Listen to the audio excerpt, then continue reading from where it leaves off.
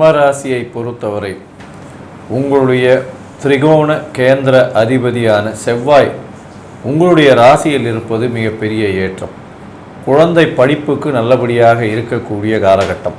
புதிய வீடு மனை வாங்கக்கூடிய வாய்ப்புகள் உண்டு. தந்தையின் உடல்நிலையில் சற்று பின்னடைவும் தாயின் உடல்நிலையில் நல்ல ஒரு ஏற்றம் இருக்கக்கூடிய காலகட்டம். குழந்தை பிராப்தி ஏற்படக்கூடிய வாய்ப்புகள் மிகவும் அதிகம். உங்களுடைய ராசிக்கு எதிர்பாலினத்தவர் மூலியமாக சிறு சிறு தொல்லைகள் வரக்கூடிய வாய்ப்புகள் உண்டு. கூட்டு தொழிலில் அதிக கவனமாக இருப்பது ரொம்பவும் நல்லது. சொந்த தொழில் பெரிய ஏற்றத்தை கொடுக்கக்கூடிய காலகட்டம். புதிய வேலையில் மாற்றம், வேலையில் ஏற்றத்தின் மூலம் பொருளாதார உயர்வு நிச்சயமாக வரக்கூடிய வாய்ப்புகள் கண்டிப்பாக உண்டு.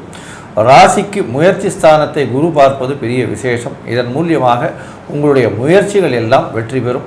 இளைய சகோதரர்களோடு நல்ல ஒரு ஏற்றம் கிடைக்கக்கூடிய காலகட்டமாக அமையப்போகிறது. செலவுகள் கொஞ்சம் அதிகமாக இருக்கக்கூடிய காலகட்டமாக அமையும்.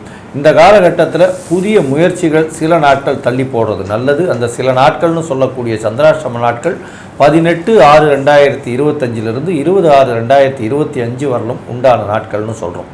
என்ன இருந்தாலும் இந்த சிம்மராசிக்காரர்கள் அரசியல் செல்வாக்கு, அரசியல் தொழில் செய்பவர்கள், அரசு இயந்திரத்தில் ஒர்க் பண்ணுறவர்கள், அரசு கான்ட்ராக்ட் எடுத்து செய்கிறவங்க, அதை தவிர அட்மினிஸ்ட்ரேஷன் இன்சார்ஜ், அதை தவிர தங்க கடைகள் வச்சுருக்கிறவங்க, பெரிய பில்டிங்கோட ஓனர்ஸு, இந்த மாதிரியான விஷயங்களில் இருக்கிறவங்க, இவர்களுக்கெல்லாம் உடல் நலத்தில் சற்று பின்னடைவு கண்டிப்பாக வரும்.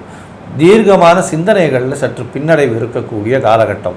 ஒருவித மன கிளேசமும் பயமும் இருக்கக்கூடிய காலகட்டம். ஏன்னா உங்களுடைய ராசியிலேயே கேது இருக்கிறதுனாலையும் சனி செவ்வாய் ஒருவருக்கொருவர் பார்வை இருக்கிறதுனாலையும் சனியினுடைய ஆட்சி ரொம்பவும் அதிகமாக இருக்கிறதுனாலையும் கூட ராகுவோடு இருக்கிறதுனாலையும் எந்த ஒரு விஷயத்திலையும் பொறுமையாக இருந்து மனக்லேசங்களுக்கு ஆட்படாமல் எந்த ஒரு வார்த்தைகளிலும் கட்டுப்பாடோடு இருக்கிறது ரொம்பவும் நல்லது.